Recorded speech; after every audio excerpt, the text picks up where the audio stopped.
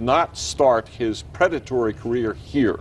Robert Bruce also preyed on women at the University of Oklahoma starting in the mid-1980s when he was a student there.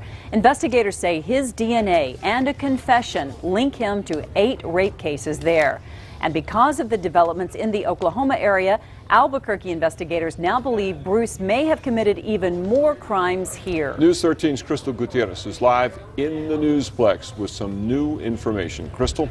And Dick and Diane, the district attorney says before Robert Bruce strikes any type of plea deal or walks into a New Mexico courtroom, he will talk to detectives one more time. He will have to come back here. District Attorney Carrie Brandenburg says Robert Bruce will one day come back to New Mexico to face the 10 counts of rape against him in Albuquerque. She thinks that number will go up. We do think that's a very likely possibility. That he may confess to more crimes once you guys actually talk to him? That's what we anticipate. The DA says part of Robert Bruce's plea deal in a felony conviction in Colorado that included a sex crime is that he will cooperate with active cases and cases that police may not have even considered linking him to. Well, it's hard to take a word of a convicted felon. Recent reports show he may be living up to that promise. We knew we had a serial rapist, but we really didn't know if he had moved in from another area. Today, reports say he did. He's been linked to a rape back in 1985 in Oklahoma. Police in Norman, Oklahoma say DNA only linked Bruce to one case there, but he confessed to 7 others. One occasion there was even a dog collar in connection with some handcuffs.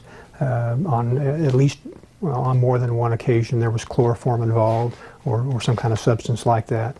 And on, I think, only one occasion he used a stun gun. Norman police say they were surprised when he gave up the information, but they figured he really has nothing to lose. His conviction in Colorado led to a 64-year sentence, and prosecutors here are certain that number will go up. He'll be looking at a sentence that is close to 100 years here in Albuquerque. Now, last year, Bruce was convicted of trying to kill a Pueblo, Colorado police officer to keep him from testifying in a Peeping Tom case because he knew a conviction would mean his DNA would be entered in a national database. He was also convicted last year in a 2006 rape case in Pueblo. Back to you. All right, Crystal, Bruce is believed to have raped more than a half-dozen women in the UNM area during the 1990s. There is still no indication as to when he will be brought back to New Mexico. He also faces rape charges in Austin, Texas. 2 brothers